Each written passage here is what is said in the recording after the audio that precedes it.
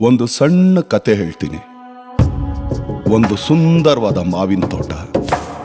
ಆ ಮರಗಳು ತುಂಬ ಹಣ್ಣು. ಆ ತೋಟನ ದಾಟು ಹೋಗ್ತಾ ಇರೋನ್ ಕಣ್ಣು ಹಣ್ಣು ಮೇಲೆ ಬೀಳುತ್ತೆ. ಕಣ್ಣು ಹಣ್ಣತ್ರ ಹೋಗೋಕ್ಕಾಗದೆ ಅವನ ಕಾಲು ಹೋಗುತ್ತೆ. ಕಾಲು ಹಣ್ಣ ಕೀಳೋಕ್ಕಾಗದೆ ಅವನ ಕೈ ಕೀಳುತ್ತೆ. ಕಿತ್ತಿರೋ ಕೈ ಹಣ್ಣ ತಿನ್ನೋಕ್ಕಾಗದೆ ಅವನ ಬಾಯಿ ಸೇರುತ್ತೆ. ಬಾಯಲ್ಲಿರೋ ಹಣ್ಣು ಅವನ ಹೊಟ್ಟೆಗೆ ಸೇರುತ್ತೆ.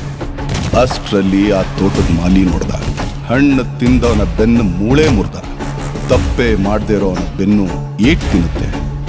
ಏಟು ತಿಂದ ತಕ್ಷಣ ಹಣ್ಣು ನೋಡಿರೋ ಅವನ ಕಣ್ಣಲ್ಲಿ ನೀರು ಬರುತ್ತೆ. ಇದನ್ನೇ ಕರ್ಮ ಅನ್ನೋದು.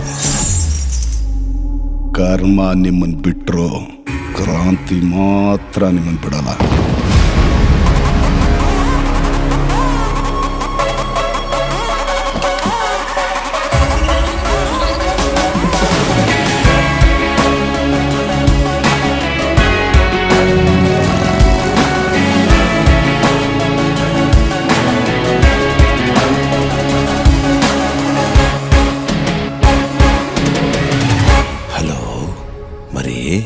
ಕ್ರಾಂತಿ,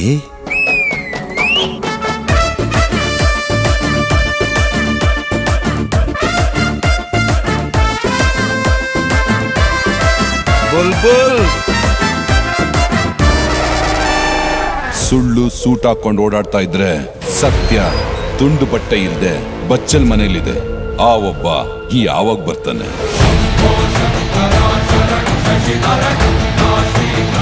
ಎಲ್ಲರೂ ಶಾಲೆಯಲ್ಲಿ ಸರಸ್ವತಿ ಪೂಜೆ ಮಾಡಿದ್ರೆ ನನ್ನ ಮಗ ಆಯುಧ ಪೂಜೆ ಮಾಡೋನು.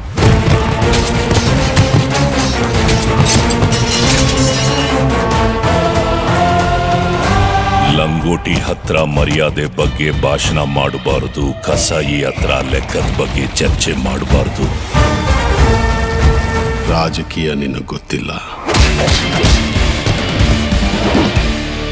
ಆಕಾಶದಲ್ಲಿರೋ ನಕ್ಷತ್ರ, ಸಮುದ್ರದಲ್ಲಿರೋ ಮೀನು, ನನ್ನ ಜೊತೆ ಇರೋ ಜನ ಯಾವತ್ತೂ ಬದಲಾಗಲ್ಲ.